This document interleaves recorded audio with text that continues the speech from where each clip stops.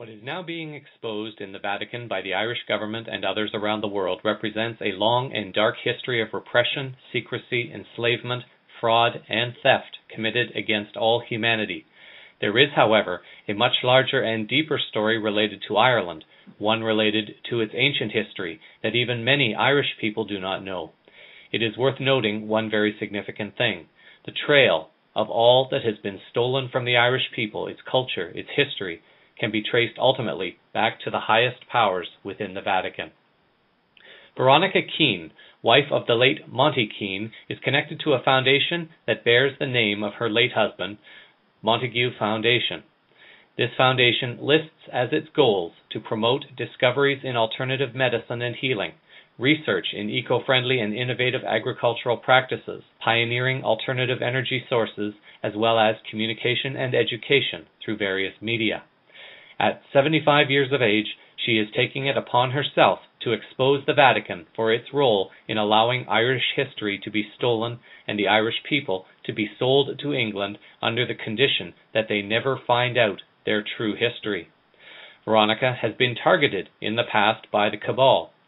She acknowledges that she has help from higher sources, and in her weekly messages that she receives from her husband Monty on the other side, seeks to bring awareness and truth about the true history of Ireland and why things must begin there in order for the cabal to be exposed and the Vatican's role to be revealed once and for all. This exposure will ultimately lead to the full and complete liberation of humanity upon our planet. CVN had an opportunity to speak with Veronica, who shares a bit of her own story. She describes how it has become her mission to help reveal certain truths as they relate to Ireland, its lost history, and cabal circles that have kept this information hidden, not only from the Irish people, but from the Egyptian people, the Jewish people, and indeed all humans in the world. In mere moments, one life path can change, and in one moment can one find a truth and purpose beyond anything previously known up to that moment of now. A couple of weeks ago, the minister has now said they are taking back all the schools and the hospitals, the buildings they've given to the church. So that is a big step for Ireland. But you see, that had to happen because when Enda Kenny did that originally, Monty said he opened a door that could never again be closed. He opened the door to the Vatican. Now everybody's looking at the Vatican. And they don't like what they're seeing. And it's really exciting. That you see, I don't know what you know about the Catholic Church, because we all thought it was the Rothschilds and the Rockefellers, but they're answerable to the Pope. They're Knights of Malta, the highest rank you can have in the Catholic Church. Oh my God, the Catholic Church is not what people thought it was. When Monty started talking about the connection between Ireland and Egypt and how important it was, and that we need to understand all that, because we can't go forward until we know the truth. And the more information he gave me, the more exciting it became. And I thought, oh my God, I'm Irish and I didn't know that. I've now connected up with a lady from Dublin who's living in Luxor, researching it from the Egyptian angle and uncovering all the Irish language from ancient times in Egypt. She's coming to Ireland in August and she's doing a big ceremony in Tara, reconnecting the two countries. Why was this kept from us? Why have we been lied to? Why did Pope Adrian give Ireland and its people as slaves to the British Crown in 1152? Now listen to this one. On condition that the Irish never found out who they are. Ireland had to open the door. So when the Prime Minister stood up and did that, at last they're waking up. I've always had the little bit of research that I think I know up to this moment of now has connected the banks and the International Bar Association to the Vatican banking cartel through the sovereign state of London City. That's right. Do you have anything to add to that could support that more direct connection to the Vatican? Oh God, yes. I have what Monty calls my mission, which I will complete before the end of this year, which will change everything in our world. And they're guiding me every step of the way. Did the Vatican choose London City as sovereign territory from which to branch out into the world? I mean, London, of course, was a very significant city, so that would probably make sense. Yeah.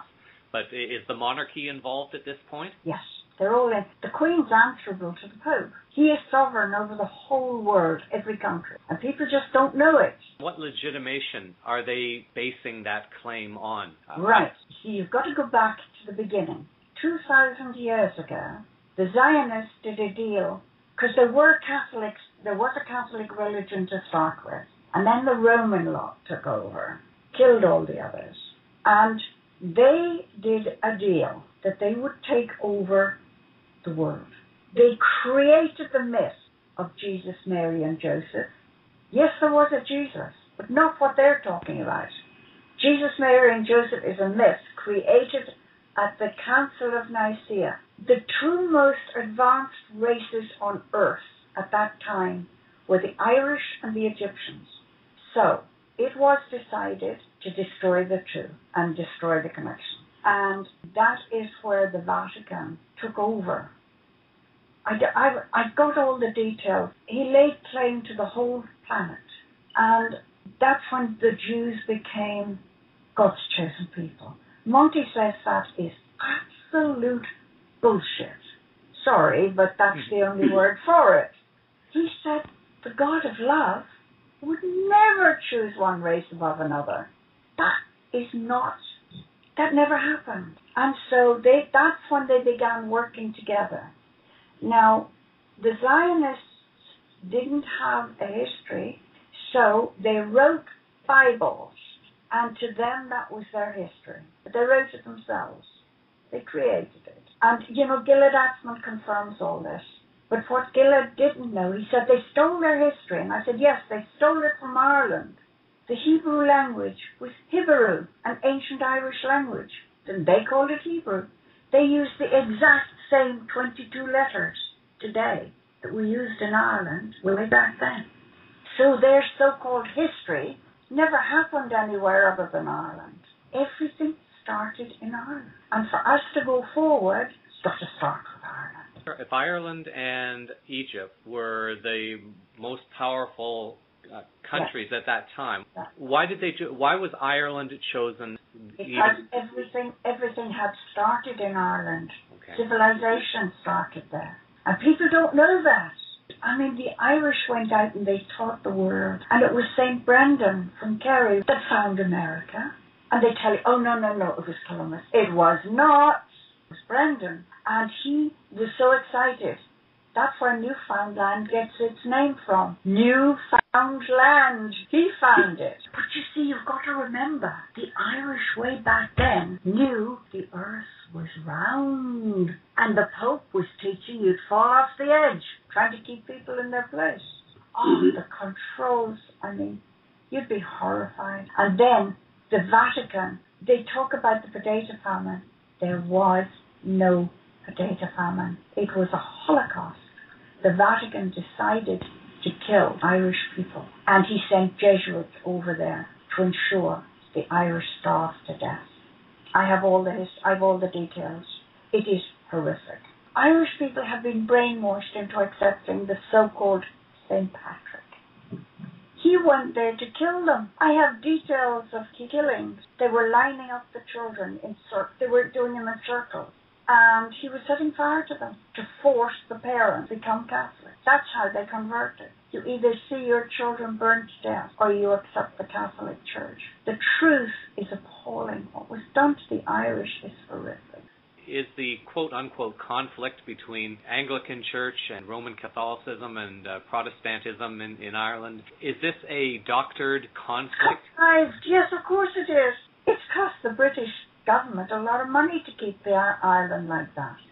You can advise people unlearn everything your parents taught you and everything you learned at school. So if I'm understanding it correctly, and please correct me if I'm wrong, Ireland is where it all started. The Irish history spread out into Egypt. Egypt itself became a power, and then the Zionist faction kind of took it away from both. And when the Ice Age happened, the Irish followed the sun to Egypt and then decided they wanted to go back. So they're the ones who were wandering in the desert trying to get back to Ireland. The Jews never were. And there's an Egyptian doctor who researched it from the Egyptian side, and he said, no, never happened. And, you know, Gilad Atzmon says the same thing. Their whole history is based on what happened in Ireland years ago.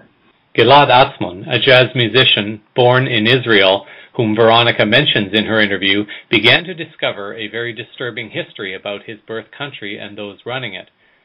The show summary will contain links that people can visit to learn more about his discoveries. Needless to say, it had to be someone from Israel who could tell the story that he courageously has. Zionism and Zionist Judaism have been corrupted by a group of individuals who to this day are exerting fear and warmongering rhetoric through the government and through numerous lobby groups in many countries. CBN gently reminds listeners that the purpose of this story is to help facilitate some degree of healing, and in light of the activities that are now beginning to unfold on the planet, it is hoped that the release of these energies will help facilitate the awakening and perhaps the greater acceptance towards the larger changes that are now unfolding. CBN will continue to be monitoring events as things continue to unfold over the weekend, and people certainly are invited to contact CVN. They can send messages to CVN through Greenprint for Life website. Email address is Jeff, GEOFF, at greenprintforlife.org. If you begin to see things happening in your part of the world, please feel free to drop a note, and I will do my best to try and compile information and have it presented. I'll be monitoring events, and if necessary, special shows will be arranged and organized when the time is necessary and most appropriate. So that is the unfolding consciousness news around the world this week. Cosmic Vision News is a part of the Inlight radio group of programs heard at this local time each week. Thank you for sharing your time with me. I'm Jeffrey West, reminding you that now is the time to get off the fence and choose the world you want. The changes are now upon us. Until our next moment of now, stay grounded in love and hold the vision of light and peace in your hearts and keep your eyes to the skies. Disclosure is unfolding all around you. Namaste.